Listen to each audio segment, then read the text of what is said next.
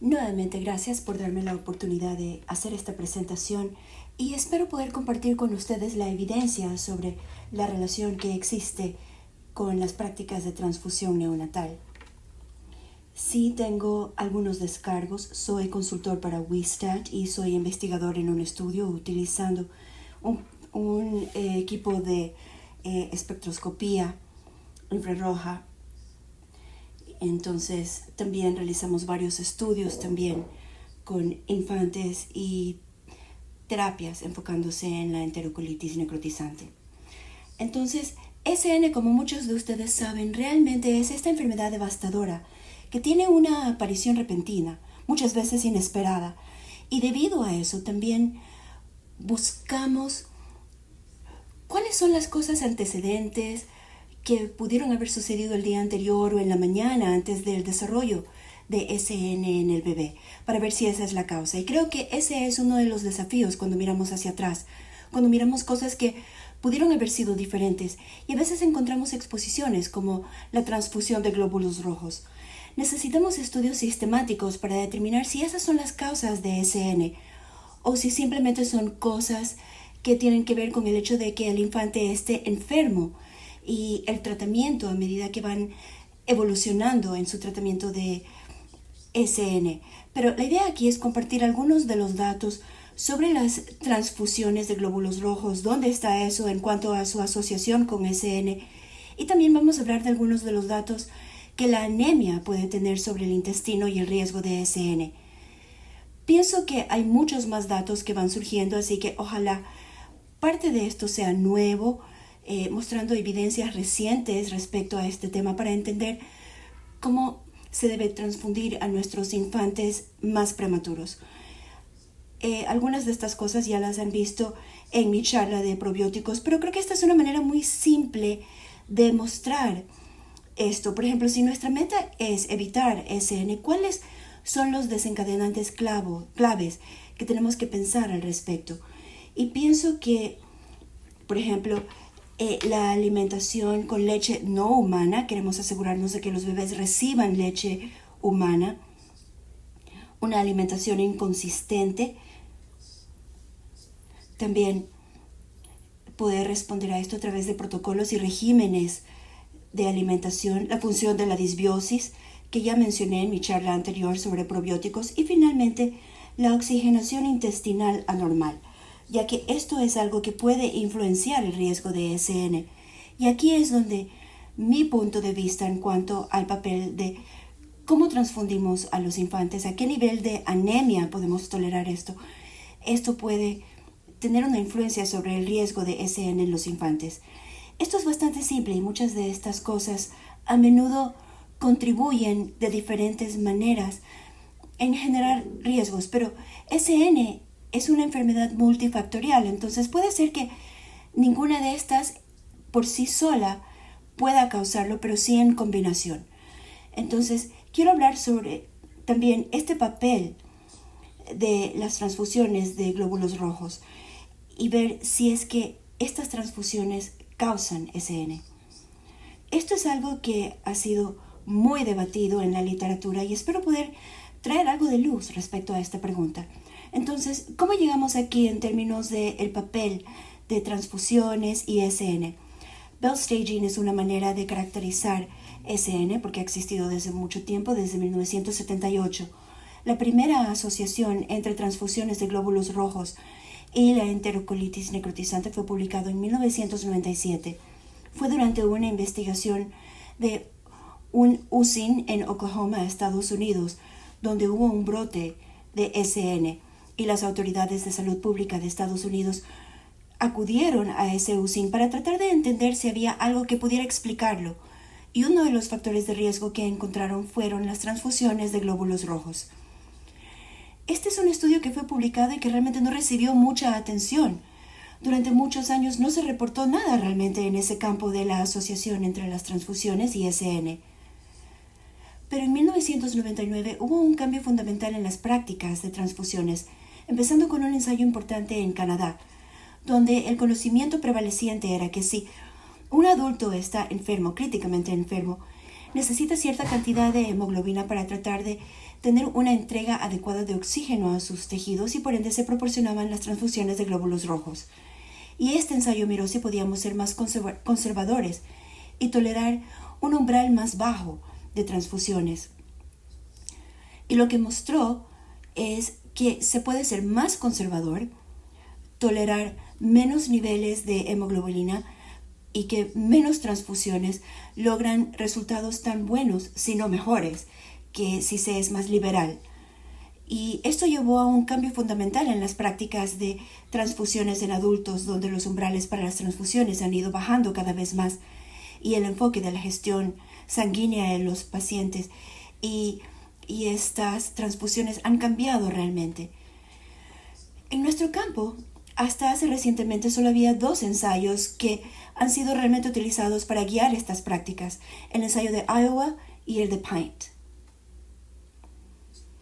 Entonces, podemos hablar un poquito sobre estos 2 ensayos, pero ninguno de ellos fue diseñado específicamente para mirar a la enterocolitis necrotizante. El ensayo de Iowa fue un ensayo randomizado en un solo centro, que no encontró ninguna diferencia significativa en el riesgo de SN con el uso más liberal versus uno más restrictivo de transfusiones. Y por el ensayo Pint también tenemos conocimientos similares. Y estos ensayos, si ustedes miran los cuadrados aquí en este ploteo, lo que pueden ver es que no hay ninguna diferencia significativa en el riesgo de SN. El diamante cruza la línea central, que está centrada alrededor de un odds ratio de 1, pero la estimación fue hacia la derecha, indicando que el riesgo de SN fue potencialmente más probable en el brazo restrictivo del ensayo, donde un nivel más bajo de hemoglobina fue tolerado. Pero hay un alto nivel de imprecisión e incertidumbre, con un odds ratio que va de 1.2 a 3.8. Esto fue con ensayos más pequeños de China, que realmente desde hace muchos años ha sido la evidencia que hemos utilizado para decidir cómo transfundir a nuestra población pretérmino. Después de la publicación, o más o menos alrededor de la misma época de la publicación de estos ensayos, empezamos a recibir informes y reportes del Reino Unido y en Nueva York sobre la asociación entre transfusiones de glóbulos rojos con infantes que desarrollan SN después de una transfusión. Y esto fue seguido por un sinnúmero de otros estudios que miraron las transfusiones temporales, antecedentes, algunos de ellos en un periodo de 48 horas antes de la aparición de SN. Y la mayoría de estos fueron estudios de control que indicaron que los que habían desarrollado SN habían tenido una transfusión previamente. Y en el 2012, antes de que se publicaran algunos de estos estudios, Mohamed y Shaw hicieron un metaanálisis mirando esta asociación entre la transfusión de glóbulos rojos y SN. Y este es un estudio que indica que cuando se ve esos estimados y se unen, hay un aumento en el riesgo de SN asociado con la exposición de SN con la transfusión de glóbulos rojos. Y 3 de los 4 estudios muestran que las transfusiones están asociadas. Pero interesantemente, uno mostró que las transfusiones más bien tienden a proteger. Y más importantemente, cuando vemos aquí la estandarización, vemos que hay una diferencia en las estimaciones entre estudios y lo que era la relación entre transfusiones de glóbulos rojos y el riesgo de SN. Y eso es un tema que se va a repetir a medida que voy mostrando más estudios, más metaanálisis. Pero adicionalmente a esto, hay estudios que sugieren, de hecho, que no fue la transfusión de glóbulos rojos por sí sola, sino de hecho la anemia que puede haber sido la razón subyacente con el riesgo de SN. Y este es un estudio realizado en Nueva York y como pueden ver aquí, esto es con infantes en los cuales a medida que el hematócrito bajó, aquí vamos hacia la izquierda, el riesgo de SN aumentó, indicando que hay una asociación entre la severidad de la anemia y el riesgo de SN. Esto es adicional al riesgo de transfusión de glóbulos rojos. Y esto llevó a la pregunta si es la transfusión de glóbulos rojos la que está asociada o si es la anemia la que está asociada a la aparición de SN. Hay otros estudios que mostraron una asociación en el riesgo de SN, otro también, McCotton y Duke, y este es otro curso que empezó a publicar resultados que no han encontrado ninguna asociación entre la transfusión de glóbulos rojos y SN. Nosotros publicamos nuestro estudio porque encontramos que había esta incertidumbre en cuanto al riesgo entre transfusiones y SN, y este fue un estudio que realizamos con un cohorte existente en Atlanta. Entonces, este fue un análisis secundario de infantes donde pudimos conseguir datos muy detallados sobre las transfusiones y SN y cuándo ocurrieron. Y pudimos probar la hipótesis de que el riesgo de SN es mayor en infantes a pretérmino que han recibido transfusión versus aquellos que no. Pero a la vez, también queríamos evaluar como objetivos secundarios si la exposición a anemia severa es un factor de riesgo independiente para SN. Y decidimos que queríamos que esto fuera categorizado como una hemoglobina de menos de 8 decilitros por gramo. Y vimos cuando la hemoglobina cae por debajo de un nivel, entonces la entrega y consumo de oxígeno se compromete, y en base a los ensayos randomizados encontramos que un umbral menor a 8 era el nivel adecuado.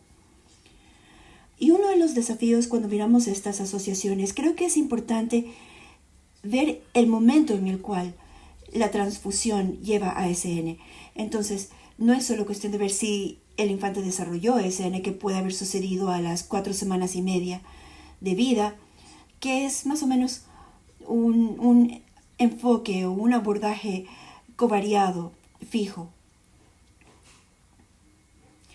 Pienso que un enfoque mucho más alineado, que es consistente con lo que se ha observado clínicamente, es utilizando un enfoque estadísticamente que indique cómo las cosas pueden haber cambiado.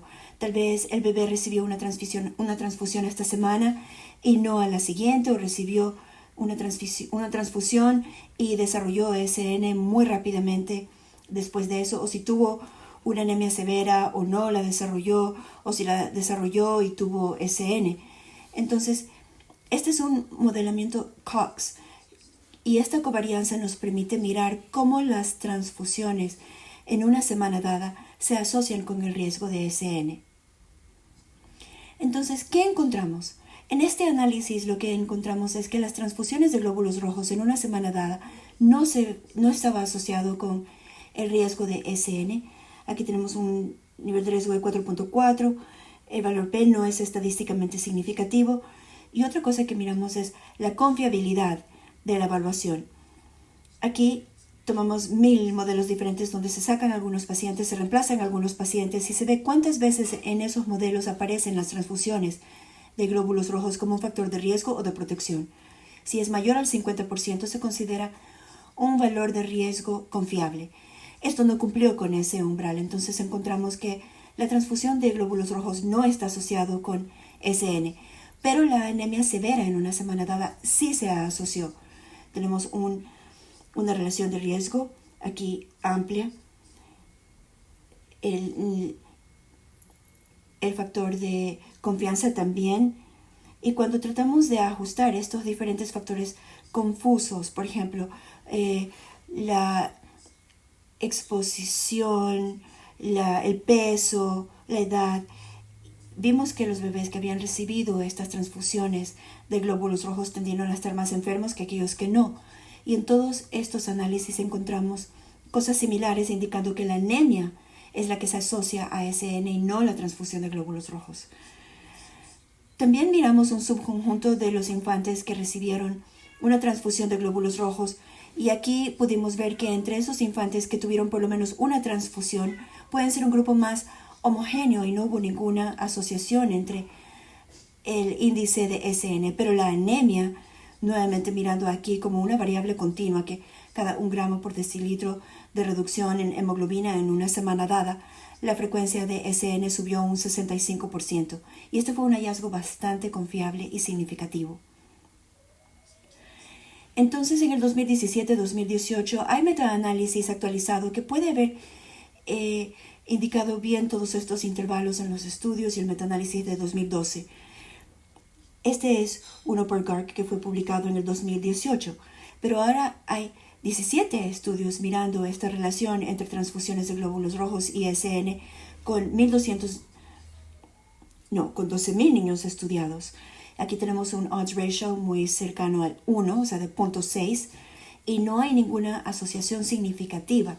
Pero interesantemente se encontró que los estudios a mano derecha muestran que las transfusiones están asociadas con el riesgo de SN, y luego los que están a la izquierda que han mostrado que más bien las transfusiones sirven como protección.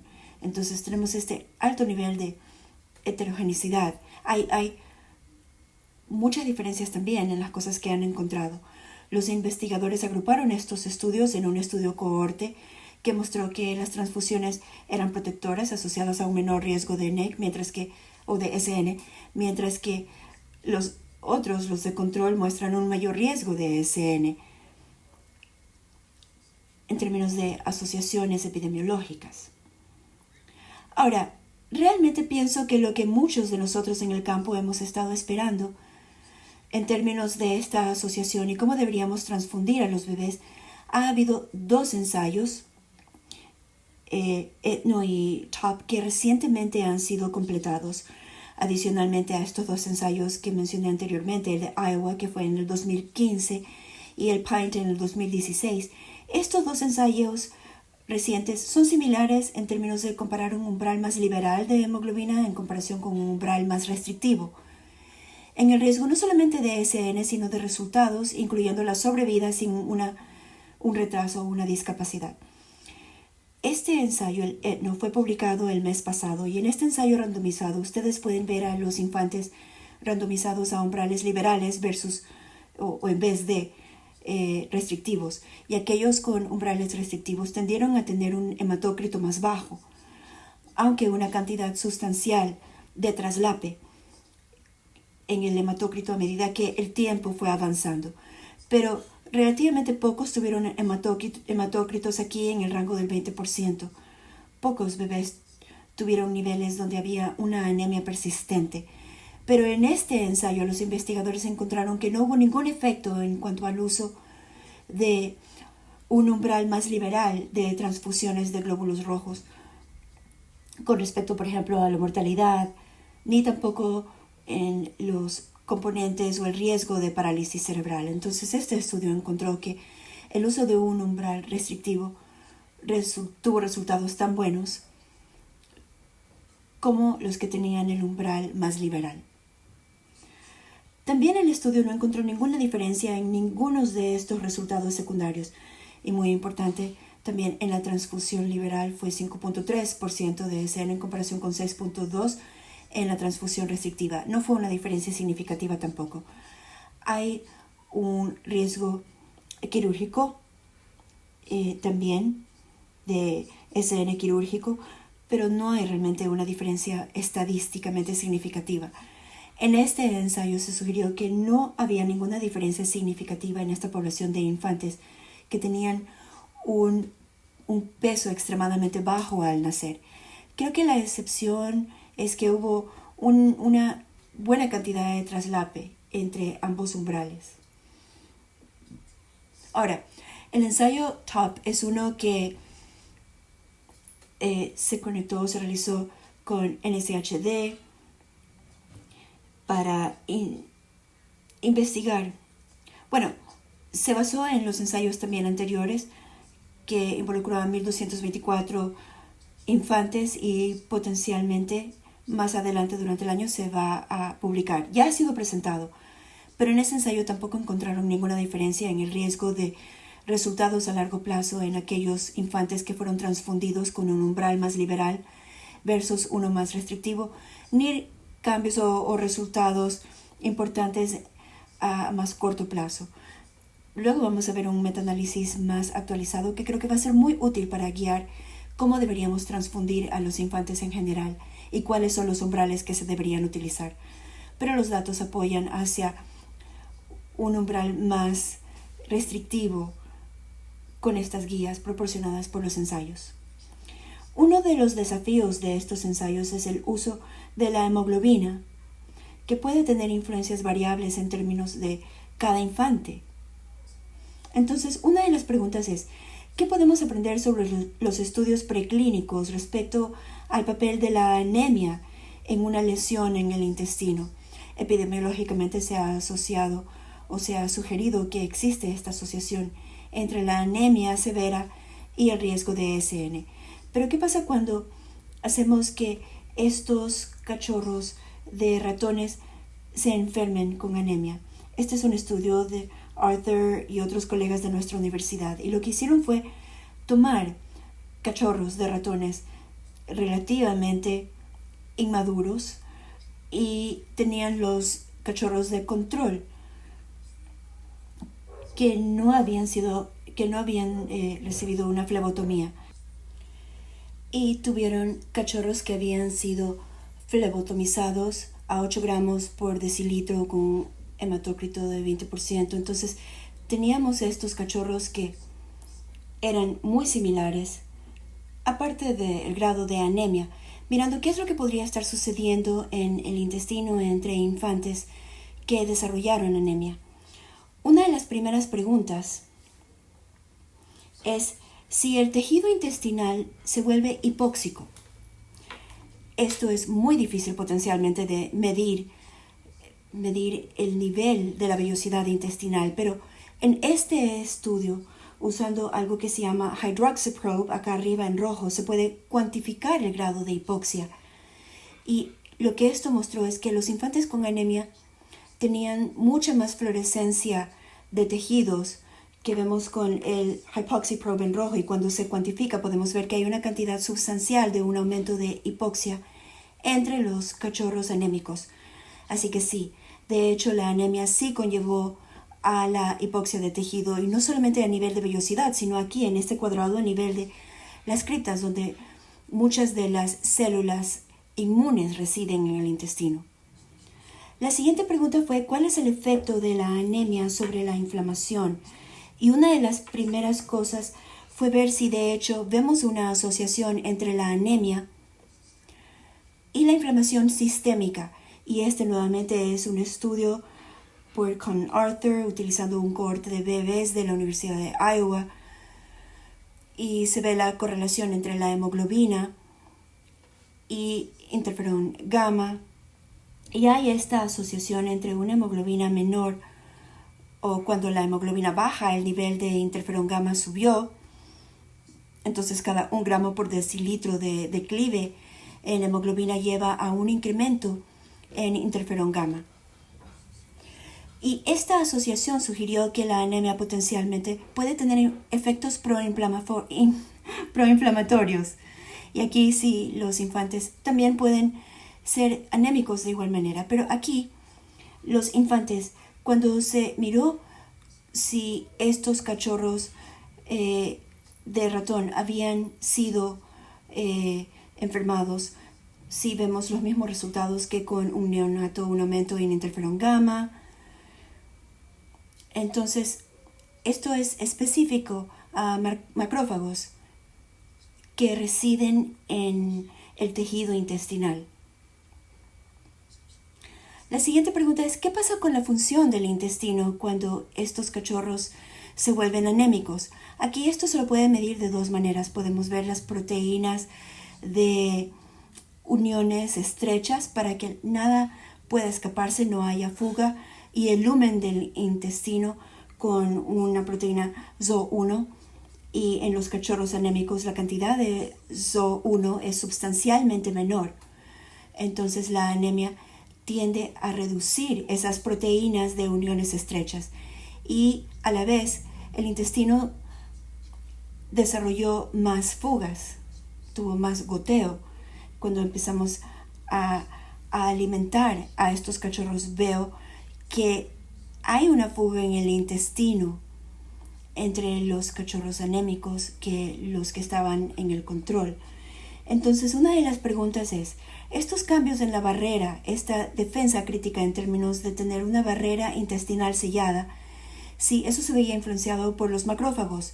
Y en estos experimentos lo que podemos ver es que si eliminamos los macrófagos, potencialmente estamos llevando a una producción de citoquinas proinflamatorias.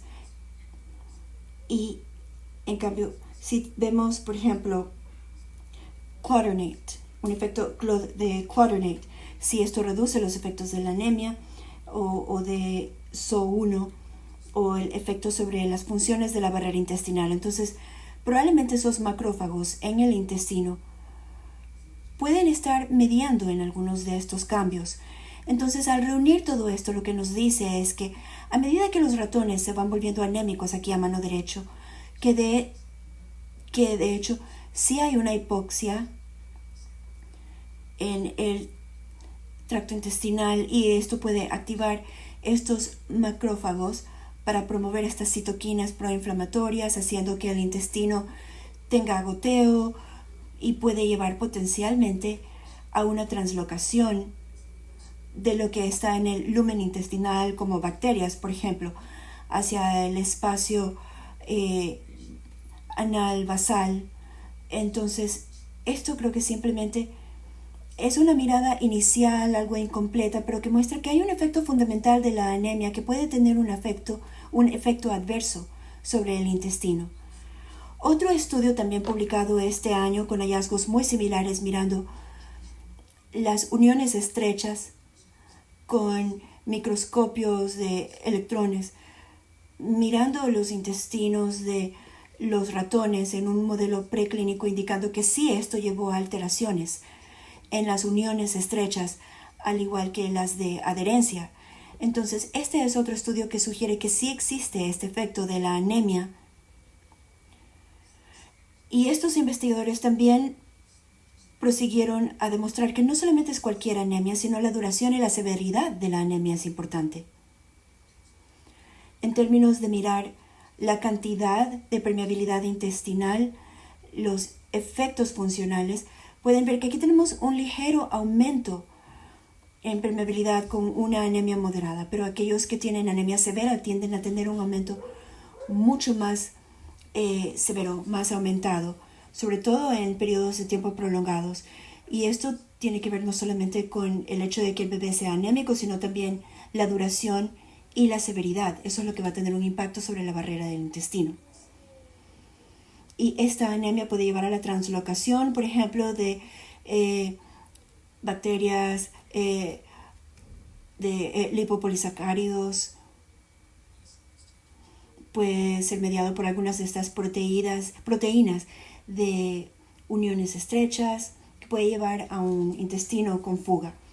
Pero para mostrar que la anemia tiene efectos importantes directamente sobre el intestino, potencialmente por la hipoxia que lleva a la activación de macrófagos, lo que no les he mostrado es qué pasa cuando reciben una transfusión de glóbulos rojos en este modelo. Entonces, este es un estudio que específicamente miró el efecto de la anemia en las transfusiones de glóbulos rojos en un modelo preclínico de enterocolitis necrotizante, muy similar al estudio que mostré anteriormente por el grupo de Emory, pero aquí los cachorros se los hizo anémicos, ahí los de control con un hematócrito mayor. Algunos de esos ratones fueron transfundidos, entonces hay 4 grupos. Aquellos que fueron en el grupo de control, los que no fueron anémicos pero recibieron transfusiones, los anémicos pero que no fueron transfundidos, se puede ver un hematócrito consistentemente bajo, y los que estaban anémicos y fueron transfundidos y tuvieron una mejoría en el hematócrito. Entonces, son 4 grupos aquí. Y lo que esto nos mostró es que con anemia hay un aumento en la presencia de leucocitos en los tejidos, un aumento en inflamación, un mayor aumento en los cachorros que estaban anémicos y fueron transfundidos. Miramos el cambio en la expresión de del receptor tipo Toll-4, también vimos que no fueron los cachorros que solamente recibieron transfusión, se vio también un aumento cuando estaban anémicos, pero realmente aquellos que estaban anémicos y fueron transfundidos, los que tuvieron este aumento en la expresión del receptor tipo Toll-4, que es una vía más o menos clave para detectar la enterocolitis necrotizante. Ahora, mirando la lesión intestinal aquí, el plasma sanguíneo, ácidos grasos, para mostrar las lesiones en el intestino. Entonces, todos los datos que he mostrado sugieren potencialmente una explicación mecanística de por qué la anemia puede llevar a una lesión en el intestino y a SN. Creo que también se ha brindado cierta explicación sobre la función de la oxigenación intestinal anormal. Sabemos que en los estudios preclínicos se ve evidencia de una hipoxia tisular. Pero creo que clínicamente una de las preguntas es, ¿cómo podemos evaluar cuán adecuada es la oxigenación intestinal? Tenemos que asegurarnos de brindar suficiente oxígeno en los tejidos del intestino. Entonces, a menudo hacemos esto al medir la hemoglobina o el hematócrito y tratamos de ver si a medida que el infante se vuelve más anémico, severamente anémico, tiene un retraso en la oxigenación del intestino. Pero creo que uno de los desafíos es que esta es una medición muy imprecisa en cuanto al nivel adecuado de oxígeno tisular y tratamos de guiar siempre al proporcionar estas transfusiones de glóbulos rojos. Sin embargo, es impreciso. Y creo que este es un buen editorial sobre este tema de Harvey Klein, indicando que esto es bastante impreciso y quizás con el tiempo nos volvamos menos precisos en las decisiones que tomamos para transfundir glóbulos rojos. Y creo que es importante pensar en qué es lo que estamos tratando de lograr al realizar una transfusión de glóbulos rojos a un infante. La meta es asegurar una entrega adecuada de oxígeno a los tejidos. Y esa es una función del gasto cardíaco, pero también cuánto contenido de oxígeno hay en la sangre. Y esto es lo que está siendo modificado mediante las transfusiones y la hemoglobina, potencialmente también el gasto cardíaco a la vez. Así que no es una relación muy simple ni simplificada. Pero se puede ver aquí que la hemoglobina es el determinante primordial de cuánto contenido de oxígeno hay en la sangre, viendo cuánta hemoglobina hay y cuán bien saturada está. Entonces, si aumentamos la hemoglobina, deberíamos tener un aumento en el contenido de oxígeno en la sangre. Pero a la vez, si tenemos una mayor saturación de oxígeno, esto también va a aumentar el contenido y la entrega de oxígeno. A la inversa, si tenemos menor saturación de oxígeno, entonces eso puede bajar la entrega de oxígeno, inclusive con este nivel fijo y muy estable de hemoglobina. Y creo que debemos considerar eso como un factor importante. Menos hemoglobina, menos contenido de oxígeno, menos saturación. Entonces, si eso es cierto, una de las cosas es que ensayos nuevos que se centran en el grado de saturación de oxígeno, ¿cuál es la relación entre eso con SN? Uno de los ensayos que aborda esta pregunta específicamente sobre las metas de 85-89% versus 91-95% de oxígeno, esto es de la colaboración NeoProm, con datos individuales de pacientes, es un metaanálisis con varios ensayos randomizados. Y lo que encontraron es que, de hecho, el riesgo de ESN se aumentó con metas más bajas de oxigenación y se redujo con metas de saturación de oxígeno más altas. Entonces, esta es una base clínica fuerte para decir que las metas de oxígeno y esta relación con la entrega de oxígeno tiene un efecto fundamental en el riesgo de ESN.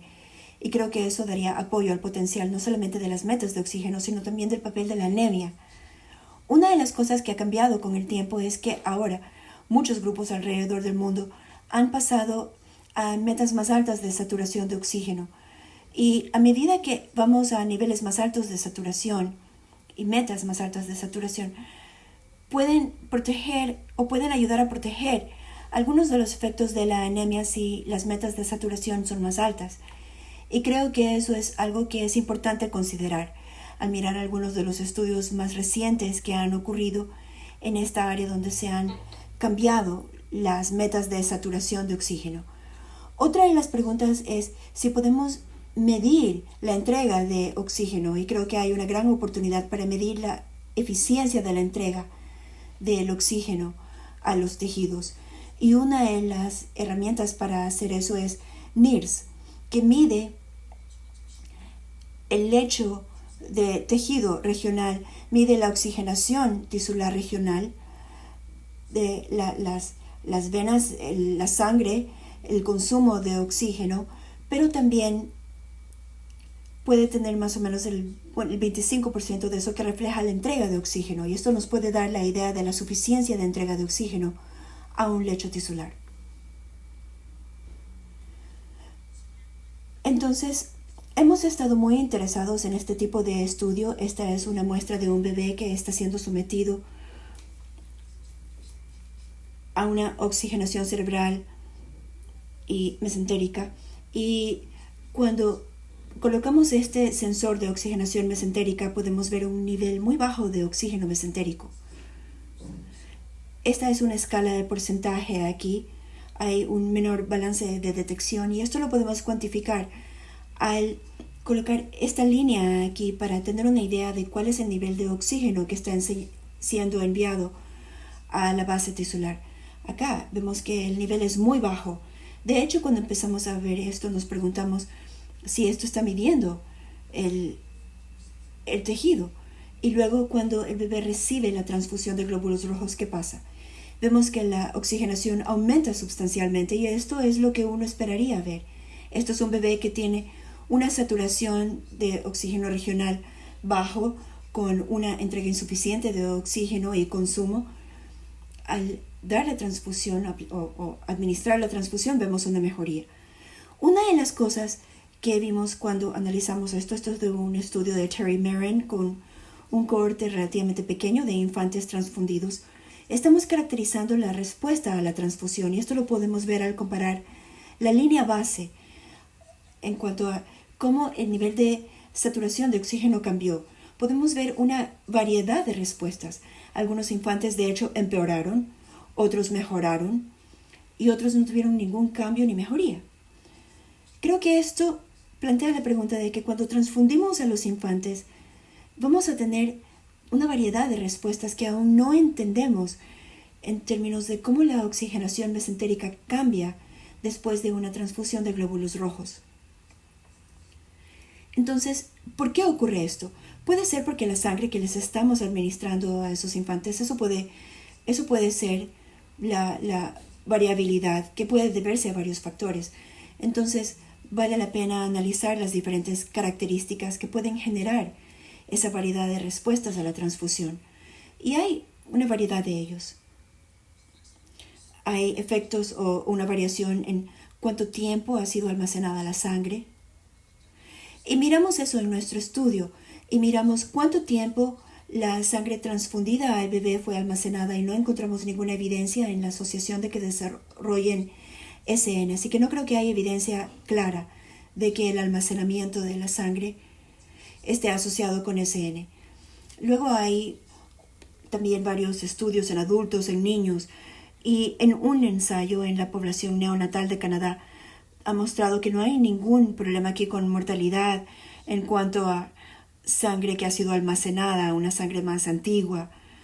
Entonces, hasta ahora, estos ensayos randomizados no han encontrado ningún efecto negativo con respecto al uso de esa sangre. La segunda variabilidad posible en lo que está siendo transfundido a los bebés puede explicar la variabilidad en la respuesta a la transfusión es si la sangre ha sido irradiada y cuánto tiempo permanece en la percha la sangre después de haber sido irradiada. La radiación es una práctica común para reducir enfermedades y sobre todo para las UCINs que la aplican. Este es un estudio interesante que se realizó en España para ver cuánto tiempo estuvo en reposo la sangre después de ser irradiada y miraron cuán eficaz fue eso. y miran aquí el cambio en la oxigenación cerebral después de una transfusión y se espera que esto suba. Pero lo que se sugirió es que mientras más tiempo de reposo había en la sangre, menor beneficio tenía el infante en su saturación de oxígeno cerebral después de la transfusión. Entonces, mientras esta sangre estaba en reposo por más y más tiempo, había menor y menor impacto. Y esto está resaltado aquí, donde con sangre más fresca se ve una mejoría en la oxigenación que se sostiene durante 5 días. Entonces, esos glóbulos rojos probablemente continúan proporcionando una mejoría en la saturación, mientras que si se proporciona una sangre más antigua, irradiada, hay una menor mejoría y un declive en los 5 días, porque estas células, estos glóbulos rojos van siendo liberados. Entonces, esto puede decir que la irradiación puede explicar esa variabilidad que mencioné anteriormente respecto a la respuesta a la transfusión. Entonces, también en nuestro estudio miramos cuánto tiempo había sido almacenada la sangre y podemos ver aquí la relación de riesgo es 1.1 y el PU no es una diferencia estadística. Esto probablemente trata de buscar efectos más pequeños. Y esto es algo que nos interesa bastante, ver cuál es el efecto de sangre que está en reposo después de ser irradiada. Y estamos en medio de un estudio cohorte prospectivo que continúa analizando esto, tratando de entender qué es lo que explica esta amplia variabilidad en la respuesta a las transfusiones.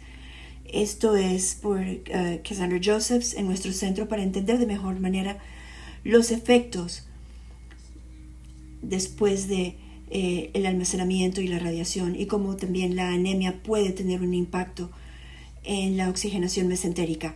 Entonces, queremos también ver cuál es el impacto de COVID-19 el próximo año.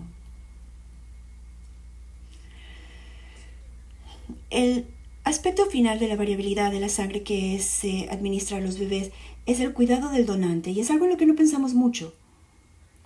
Y ha sido una área de interés en la comunidad de transfusión en adultos ya desde hace bastante tiempo.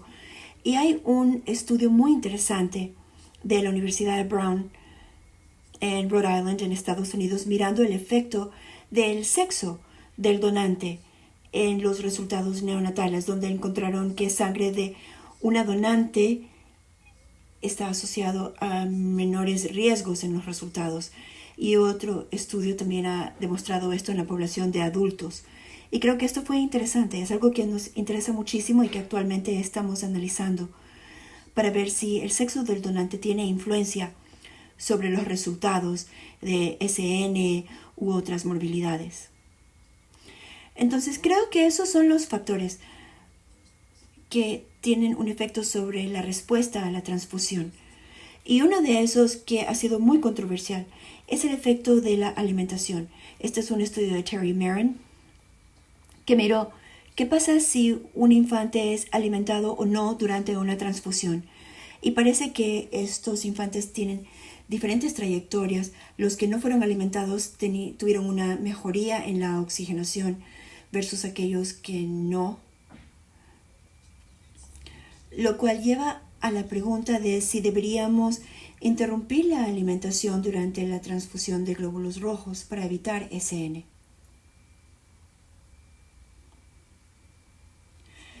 Y hay un metaanálisis publicado en 2017 donde se sugirió que existe una asociación entre la interrupción de alimentación y un menor riesgo de SN. Pueden ver de más o menos 0.5, ese es el nivel de riesgo. Todos estos son estudios observacionales, así que sí hay algunas limitaciones en esto. Pero algunos sugieren que el interrumpir la alimentación puede estar asociado con un menor riesgo de SN. Aunque algunas limitaciones están destacadas en este metaanálisis donde los autores realmente sugieren que puede haber otros factores, aparte de interrumpir la alimentación, que pueden haber tenido un impacto sobre los hallazgos, porque muchos de estos comparan los resultados o los riesgos de SN antes y después de la transfusión, y esto sugiere el uso de un protocolo de alimentación y aumento de la lactancia, por ejemplo. Entonces, pero sin embargo, esto lo debemos tomar con precaución. Y en uno de los desafíos al interrumpir la alimentación, esto es de nuestro estudio, es que aquí con un gran número de transfusiones podemos ver la línea vertical azul. Muchos infantes estaban recibiendo transfusiones y luego desarrollaron SN. Aquí es el eje X. Si interrumpimos la alimentación, el riesgo de SN en 48 horas después de la transfusión solo es 0.5%, que es muy poco común. Entonces, van a estar reteniendo a infantes que posiblemente no van a desarrollar SN y más bien generar consecuencias adversas. Entonces, hay un ensayo que recientemente fue completado, un ensayo piloto en el Reino Unido que examina esto, randomizando a los infantes en alimentación o interrupción de la alimentación y medición de la mortalidad en Australia, también en Nueva Zelanda, que va a tratar de responder a esta pregunta de si debemos retener o interrumpir la alimentación durante la transfusión. Yo todavía no estoy convencido de que esta sea una práctica muy beneficiosa. Y con lo que me gustaría terminar es si existe una relación entre estos dos últimos factores. Hemos destacado el papel importante de disbiosis en el desarrollo de SN, pero ¿puede la oxigenación intestinal anormal tener un efecto sobre SN? He mencionado que los bebés que desarrollaron SN, si miramos este estudio donde siguen a bebés que tuvieron SN en comparación con los de control, aquellos que desarrollaron SN tendieron a tener una floración de bacteria protobacteria, y especialmente en aquellos de menos de 27 semanas de gestación. Entonces aquí tenemos un factor de riesgo clave sobre cuánta protobacteria se puede tener en relación a la abundancia en el intestino. Este estudio publicado este año, de hecho, examina la asociación entre anemia y esta abundancia relativa de esta protobacteria. Entonces podemos ver aquí en los círculos gris claro que a medida que el hematócrito bajó más abajo hacia la izquierda, la abundancia relativa de protobacteria aumentó. En esos infantes con el hematócrito más bajo aquí es más alto en la protobacteria. Cuando estos investigadores fueron a mirar cuál era el factor de riesgo asociado con la cantidad de protobacteria en estas variables confusas respecto a la severidad de la enfermedad, la edad gestacional, cuántos días de antibióticos, la alimentación, si recibieron transfusiones de glóbulos rojos. Después de analizar todos estos factores, el nivel de hematócrito estuvo significativamente asociado con la cantidad de protobacteria. Entonces el aumento en anemia fue asociado con una abundancia relativa de protobacteria. Y creo que esto sí encaja potencialmente en esta relación entre la disbiosis y la oxigenación intestinal. Y este es un muy buen estudio reciente de Iowa. Entonces, en conclusión, datos de metaanálisis reciente y ensayos randomizados indican que las transfusiones de glóbulos rojos no causan SN. Yo pienso que con esta cantidad de incertidumbre de que la anemia severa puede predisponer a los infantes a SN, aunque esta es una asociación compleja porque la saturación de oxígeno también puede tener un impacto en cómo esas dos cosas se relacionan. Creo que aún así hay incertidumbre en el entorno clínico. Mecanísticamente, la anemia y lesiones intestinales pueden llevar a la activación de macrófagos que puede predisponer a los infantes al desarrollo también de disbiosis. Entonces, ¿cuáles son las implicaciones de prácticas? ¿Qué deberían ustedes hacer al realizar una transfusión? ¿Qué deben considerar? Y creo que este es un momento importante realmente. Hay un estudio que recién fue publicado el mes pasado y espero que el ensayo TOP se publique en los próximos meses. Pero estos dos ensayos creo que van a brindar evidencia importante para guiar las transfusiones de glóbulos rojos y lo que ha sido presentado tiende a favorecer las prácticas más restrictivas como un enfoque generalizado en estos infantes. Entonces creo que la pregunta sería más bien, si vamos a adoptar prácticas más restrictivas, ¿cómo podemos identificar a aquellos infantes que se beneficiarían de una transfusión, que puedan tener una entrega insuficiente de oxigenación? Entonces creo que NIRS puede proporcionar ese potencial, pero aún así necesitamos estudios adicionales que brinden apoyo a esto, porque sí trae consigo un sinnúmero de desafíos en el uso y particularmente para la oxigenación mesentérica, para tener más confiabilidad en la lectura. Aunque algunos estudios indican que la interrupción de la alimentación puede reducir el riesgo de SN, debemos también preocuparnos por las consecuencias no intencionadas de interrumpir la alimentación. Creo que esto amerita un estudio adicional.